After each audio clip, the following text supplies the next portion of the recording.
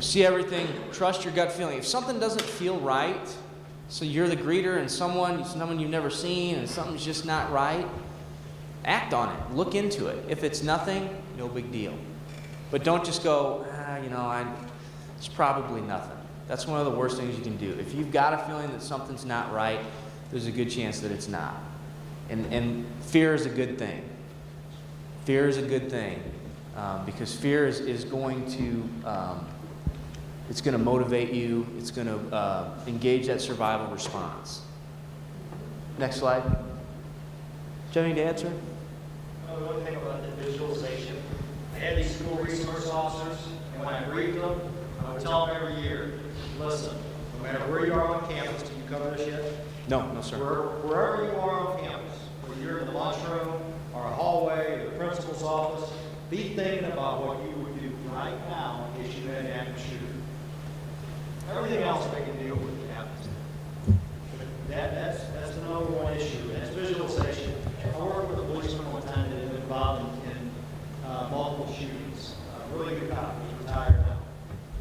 Very good what he do. Everybody shot deserve each shot. The bottom line on this thing is a couple of these things were high speed, man. They were way out there. You did a great job. And we asked him one time about it. He said, you know what, it never knew me. I think about this all the time. I think about what I would do if I was given this situation, how I would react to that situation. He says, I've looked at these things already. Sounds a little dramatic, but it was true in this case. Okay? Great guy. He thought about it, visualized what he wanted to be doing out there. And that's what I would challenge my school resource officers with. I'd say, hey man, what are you going to do if this happens to you? Because when I get there, I expect one or two things to happen. You either solve this problem for me or you're down. Bottom line. If you're a Sunday school teacher in charge of third graders, that sounds pretty intense. These little guys don't have anybody there else but you. Now, you're a deacon at a men's pancake breakfast, you probably got some options, okay? Because maybe all sorts of people can figure out a way to take care of themselves. But that's what we're talking about with visualization is what are you going to do if you're given these circumstances? Next slide, please. Again, I've been talking about this, that organization and preparation are extremely critical. Visualization, be well trained, be prepared, be confident. You've got to practice this stuff. Have a plan in place. Look at your particular organization and visualize, if this happens, how am I going to do this? How am I going to lock this down? How am I going to get folks out of here? How am I going to communicate? Do you have a means of communication where if you're at the front door, can you communicate to the people in the back of the building holding Sunday school class that someone just came into your building with a weapon? How are you going to let those folks know? Because if you can let them know and they can go out a back door and you've prepared for that and you've talked about it, you've just saved a bunch of people. But if you have never thought about that situation and you have not prepared for it, you're increasing the likelihood of a loss of life in that situation. So prepare yourself. Next slide.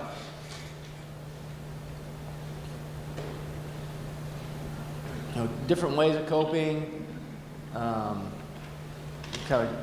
You guys know about conflict resolution. That's what you do. So next slide.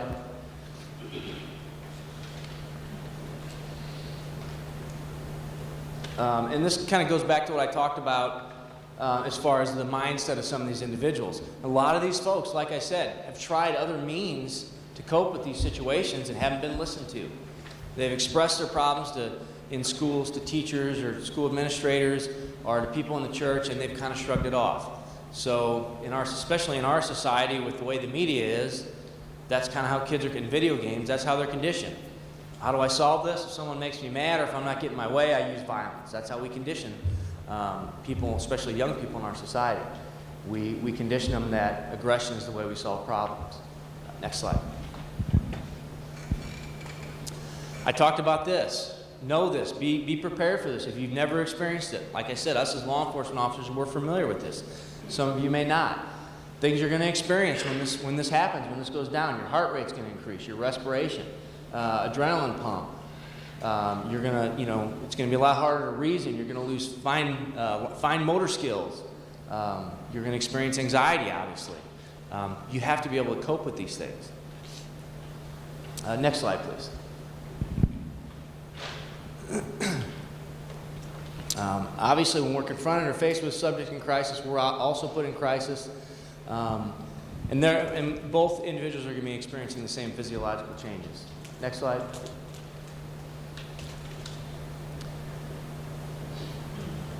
Again, you have to basically be able to control yourself, your personal body language. You have to be able to control all these things. Like I said, you have to be able to control these changes. It's okay. Fear is, like the captain said, and I said, fear is a good thing. It's going to help you. It's going to keep you safe, but you have to be able to control it. You can't experience a loss of control. Next slide. Control yourself, and you're on the way to controlling and influencing those around you. It's also important. If you're in that situation that I talked about where now the situation is de-escalated a little bit, okay, and you're in a room, and you're the only adult with a bunch of third graders, and this person is now not actively taking life, if you can control, if you're panicked, that's going to raise their anxiety level again and might cause them to be violent. But if you can get them to slow down a little bit and start communicating with them using active listening skills, especially if it's somebody you know, hey Steve, you're really upset, something's going on, hey, tell me about it. Because if they've been trying to tell somebody about it and now you're, hey, tell me about it, that could definitely de-escalate that situation. Next slide. What motivates people during a crisis? Power, revenge, despair. You know, a lot of these folks, if there's not mental illness involved, feel like they've been wronged in some way, like we talked about. Next slide. Active shooter definition, that the way we define law enforcement is persons who participate in shooting spree with intent of causing serious physical injury and death to multiple victims. That's your goal.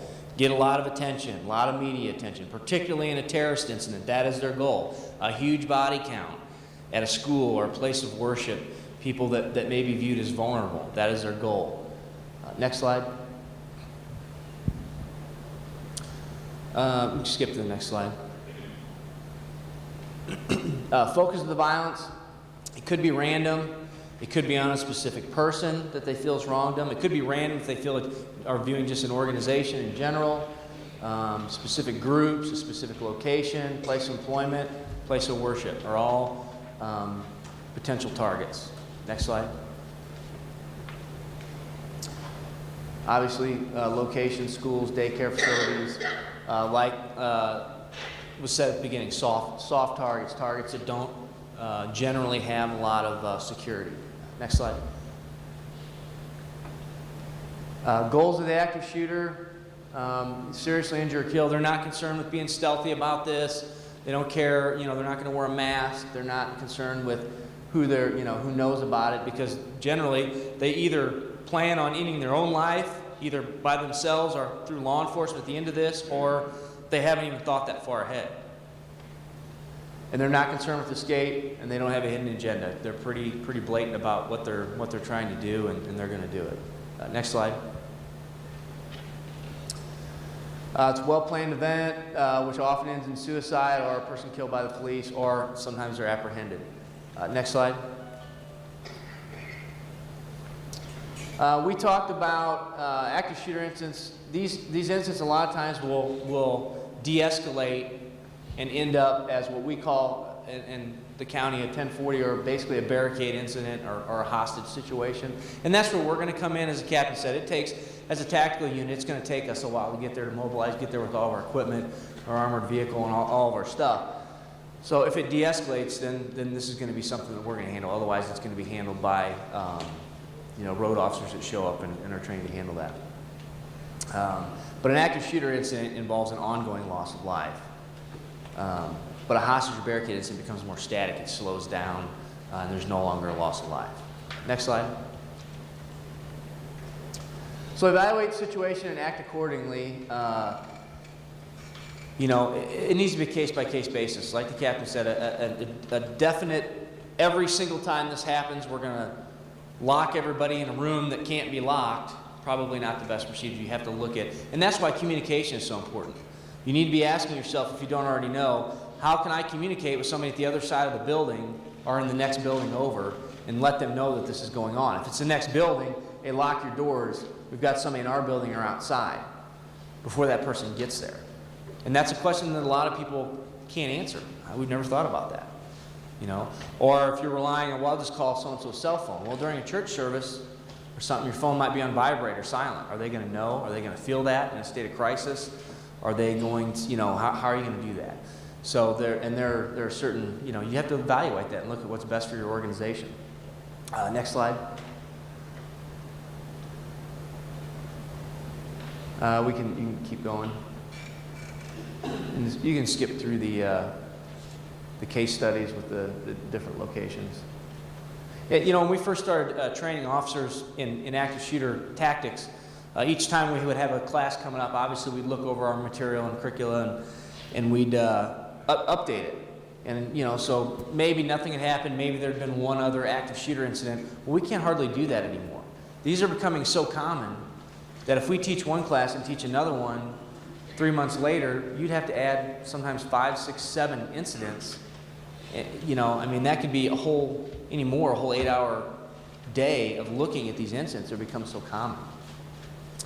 They're not restricted to large, heavily populated cities. They occur all over the world, in different nations, in different areas. In fact, and you know, a lot of times, if you're talking about a terrorist incident, they're going to specifically choose something more rural because the law enforcement response is it's going to take a lot longer there. I guarantee you in St. Louis County, if there's an active shooter incident, within 2 to 5 minutes, you're going to have so many police officers there, you won't be able to walk down the street. I mean, and we're fortunate to have that. But if you're out in a rural area, you're not going to be that fortunate. Next slide, please. You know, our goal as first responders, what we're looking for when this occurs, when we get this call, we're going to get there as quick as we can. And just so you know, we're going to be coming in, and we're going to be, if there's active shooting going on, we're going right to that. Our goal is to end this as quickly as possible. So a lot of people don't understand that or are kind of shocked by that. If we go into a building and there's somebody at the other end of the building shooting and there's people in front of us injured, you know, it goes against what we want to do, but we're going to pass those people up. Okay? If we have an officer go down, we're leaving them there, even though that's someone that we may have known and worked with and we have a close bond with. Our primary goal is we have to stop this shooting as quickly as we can. Then we can go back. Our next priority, and while we're doing this, I guarantee that someone like Captain Belmar or Commander outside is already putting together, the next officers are showing up, they're putting together rescue teams and individuals that are officers are going to come in and bring people out and rescue people. But those initial officers that go in, they have one goal as long as there's shooting going on, and that's to stop that as quickly as possible, to end that loss alive. Next slide, please.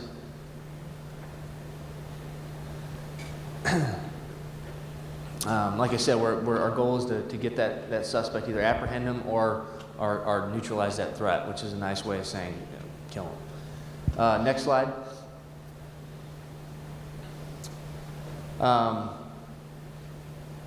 I've already talked about this, things that you can, auditory exclusion, things that you might experience when this starts occurring. Next slide, please. What to expect, what you can expect when this happens, if you haven't already visualized it. When we talk about visualization, absolute, utter chaos.